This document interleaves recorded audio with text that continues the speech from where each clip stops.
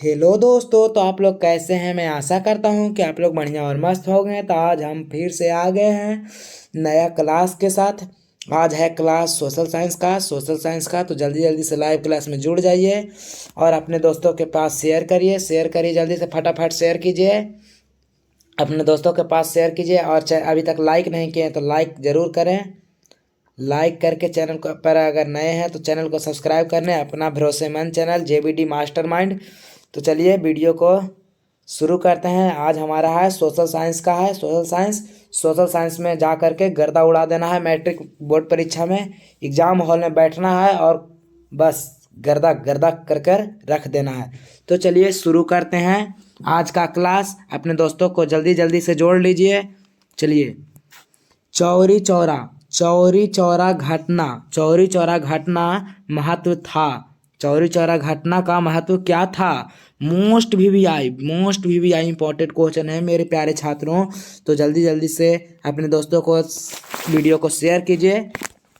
चलिए, जब असहयोग आंदोलन अपने पूरे सवाब पर था, उसी समय 1922 ईस्वी में गोरखपुर के चौरी चौरा में एक कांग्रेस जुलूस द्वारा थाने में आग लगाए जाने तथा 21 लोगों के जल मरने की घटना से दुखी होकर गांधी जी ने सत्य और अहिंसा पर आधारित अपने आंदोलन का तीव्र विरोध के बावजूद वापस लेने की घोषणा कर दी। राष्ट्र स्तब्ध था,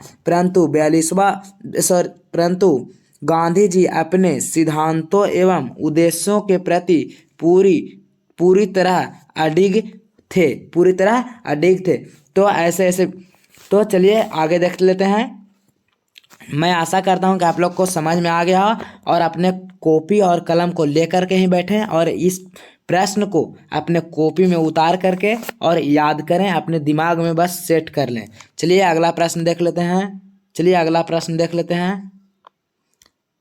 अगला प्रश्न यह है। चलिए,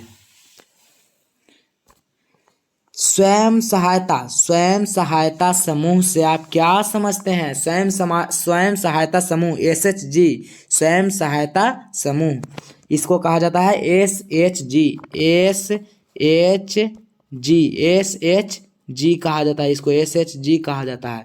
चलिए इसको देख लेते हैं। स्वयं सहायता समूह वास्तव में यह ग्रामीण क्षेत्र में 15 से 20 व्यक्तियों के, खासकर महिलाओं का एक, जैसे होता है उसे क्या कहते हैं, उसको क्या कहते हैं अभी ध्यान में नहीं आ रहा है।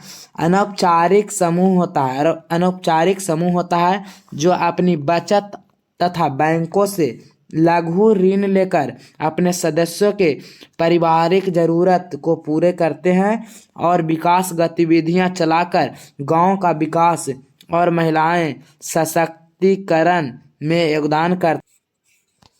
चलिए अगला क्वेश्चन है सविनय अवज्ञा आंदोलन क्या है। अगला क्वेश्चन, सविनय अवज्ञा आंदोलन क्या है। चलिए इसका राइट उत्तर देख लेते हैं। थोड़ा सा उत्तर देख लेते हैं। सविनय अवज्ञा आंदोलन महात्मा गांधी के नेतृत्व में सन 1930 ईस्वी में अंग्रेजी सरकार के विरुद्ध किया गया। उस समय भारतीय समाज गरीबी में दिन बिता रहा था। लोगों की मुश्किल से 2 जून की रोटी नसीब हो रही थी। वे मुश्किल से नमक रोटी खाकर गुजारा कर रहे थे। अंग्रेजों ने नमक पर भी टैक्स लगा दिया। जब सोचिए, जब नमक पर भी टैक्स लगा देगा तो गरीब लोग तो मारे जाएंगे। तो इससे नाराज गांधी जी ने नमक बनाकर कानून का उल्लंघन किया। सविनय अवज्ञा आंदोलन के निम्नलिखित उद्देश्य थे। सविनय अवज्ञा आंदोलन के निम्नलिखित उद्देश्य थे। पहला क है, जो क है देखिए यहाँ पे क देख लेते हैं। भारतीय किसान व्यावसायिक खेती करने पर विवश थे। व्यापार में मंदी और गिरती कीमतें के कारण वे बहुत परेशान थे। खा देख लेते हैं, खा देख लेते हैं थोड़ा सा।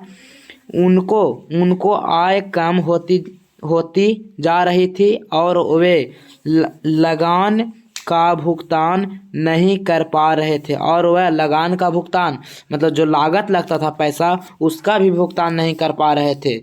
चलिए आगे देख लेते हैं थोड़ा सा। ग नंबर है, चलिए इसको देख लेते हैं थोड़ा सा। ग नंबर, ब्रिटिश सरकार के शोषण के विरुद्ध इसे हथियार बनाया गया। चलिए अगला प्रश्न देख लेते हैं क्या है। तो मैं आशा करता हूं कि ये भी आपको समझ में आ गया होगा।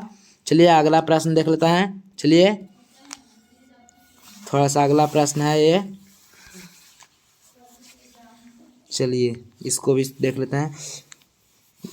असहयोग आंदोलन की शुरुआत कैसे हुई? ठीक है, गांधी जी ने 1920 ईस्वी में असहयोग आंदोलन की शुरुआत किया था। असहयोग आंदोलन की शुरुआत कब किया गया? 1920 ईस्वी में। यह ऑब्जेक्टिव में आपको से पूछेगा, यह ऑब्जेक्टिव में क्वेश्चन पूछे जाएंगे कि गांधी जी ने असहयोग आंदोलन की शुरुआत कब की, जिसका राइट आंसर 1920 हो जाएगा, किया था। चलिए, परंतु 1922 में गोरखपुर के चौरी चौरा में हिंसक घटना घटित हुई, जिसके तहत भीड़ ने पुलिस थाने को आग लगा दिया, जिसमें 22 पुलिसकर्मी जलकर मर गए। इस घटना को देखते हुए महात्मा गांधी जी ने असहयोग आंदोलन को वापस लेने का निर्णय लिया। तो कैसा लगा? अच्छा लगा तो लाइक करें और चैनल को सब्सक्राइब करें ऐसे वीडियो को देखने के लिए। चलिए अगला प्रश्न देख लेते हैं। क्लास को शेयर करो। चलिए, रौला एक्ट क्या था? उसके विरोध कैसे किया गया? क्या परिणाम हुआ? चलिए देखते हैं। रौला एक्ट चलिए मैं अपने अनुसार से थोड़ा सा बता देता हूँ। रौला एक्ट एक काला कानून है। कैसा कानून है? एक काला कानून है। इससे बिना किसी के मुकदमा चलाए किसी को भी दंड दिया जाता था, दंडित किया जाता था। ठीक है, किसी को भी दंडित कर दिया जाता था, इसलिए इसे काला एक्ट या काला कानून के नाम से भी जाना जाता है। इसके ही फलस्वरूप जो जलियांवाला बाग हत्याकांड हुआ था, इसी के फलस्वरूप हो गया था। इसी के विरोध प्रदर्शन करने के लिए अमृतसर के पंजाब में जब लोग प्रदर्शन कर रहे थे, तभी जनरल ओडायर ने गोलियां बरसा दी, जिसमें हजारों लोग मारे गए थे। चलिए इस क्वेश्चन को देखते हैं अच्छा से। चलिए, रौला एक्ट 1919 में पारित एक ऐसा कानून था जिसमें भारतीयों पर किसी तरह के मुकदमे को चलाए बिना शंका के आधार पर गिरफ्तार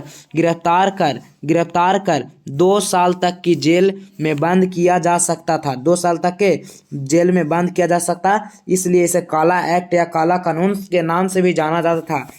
चलिए अगला प्रश्न देख लेते हैं। चलिए क्या है अगला प्रश्न? बिहार में हुए छात्र आंदोलन से आप क्या समझते हैं? चलिए वो भी अच्छा प्रश्न है और मोस्ट MVVI यह प्रश्न है। MVVI इसको रट लेना है। चलिए इसको रट लेना है। MVVI प्रश्न है। MVVI इसको रट लेना है और एग्जाम में जा करके तहलका मचा लेना है। अब तो धीरे धीरे ठंडा भी खत्म हो गया है मेरे प्यारे छात्रों, तो ठंडा में चलिए कहूँ घूमना फिरना नहीं है और अपने घर में ही रह करके पढ़ाई करना है। चलिए देख लेते हैं। 18 मार्च 1974 में बिहार में हुए छात्र आंदोलन के प्रमुख कारण बिहार के छात्रों और युवकों के भ्रष्टाचार, महंगाई, बेरोजगारी गलत शिक्षा नीति के खिलाफ 18 मार्च 1974 को जोरदार आंदोलन शुरू किया गया। ठीक है, उस दिन अपनी मांगों के समर्थन में राज्य भर से पटना आए छात्रों युवकों ने बिहार विधानमंडल भवन का घेराव किया। बिहार विधानमंडल का घेराव किया। राज्यपाल की गाड़ी को आगे बढ़ने के क्रम में पुलिस ने छात्रों युवकों पर निर्ममतापूर्वक लाठियां चलाई। ठीक है, छात्रों और युवकों द्वारा उस दिन शुरू किए गए आंदोलन की को बाद में जेपी का नेतृत्व। समय के साथ आंदोलन लगभग पूरे देश फैला दिया था, पूरे देश में फैला दिया था। चलिए अगला प्रश्न देखते हैं। महात्मा गांधी ने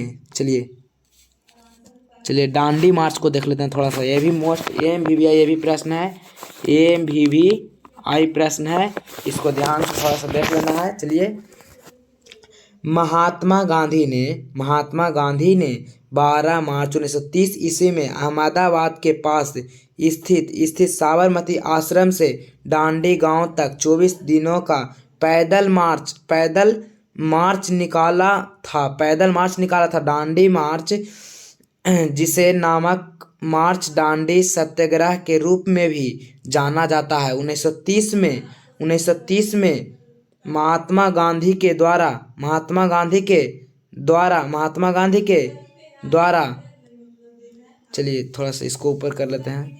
महात्मा गांधी के द्वारा अंग्रेज सरकार के नमक के ऊपर कर लगाने के कानून के विरुद्ध किया आंदोलन। चलिए अगला प्रश्न देख लेते हैं मेरे प्यारे छात्रों। चलिए अगला प्रश्न है, चिपको आंदोलन से आप क्या समझते हैं? चिपको आंदोलन, यह आंदोलन 26 मार्च 1974 को उत्तराखंड के टेहरी गढ़वाल जनपद में ग्रामीणों व महिलाओं के द्वारा चलाया गया था। ठीक है, महिलाओं के द्वारा चलाया गया था। इस आंदोलन का प्रमुख उद्देश्य व्यवस्था हेतु वनों की कटाई को रोकना था। चलिए दूसरा देख लेते हैं। दूसरा स्टार मार्क का देखिए लगा हुआ है। चलिए दूसरा देख लेते हैं।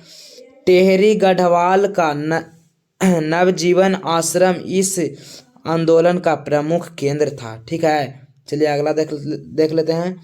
चिपको आंदोलन का प्रारंभ राजस्थान के खेजडली गांव से प्रारंभ हुआ। ठीक है, चलिए अगला 1973 में अजीत सिंह के आदेश पर काटे जा रहे खेजरी वृक्ष को बचाने के लिए अमृता देवी बिश्नोई एवं उनकी तीन पुत्रियों ने पेड़ों से चिपककर उसका विरोध किया था, परंतु अजीत सिंह के लोगों के द्वारा 363 लोगों को वृक्ष के साथ काट डाला गया। आधुनिक काल में चिपको आंदोलन की शुरुआत 26 मार्च 1974 ईस्वी को उत्तराखंड के रैनी गांव में किया गया। चलिए अगला प्रश्न देख लेते हैं। अगला प्रश्न है, खिलाफत आंदोलन से आप क्या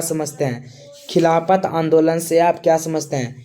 यह आंदोलन सन 1919 ईस्वी में से 1924 ईस्वी तक चला था। इस आंदोलन का सीधे तौर पर भारत से कई संबंध नहीं था। खिलाफत आंदोलन का मुख्य उद्देश्य तुर्की खलीफा के पद को पुनः स्थापित करना था तथा वहां के धार्मिक क्षेत्र से प्रतिबंधों को काटना था। चलिए देख लेते हैं थोड़ा सा।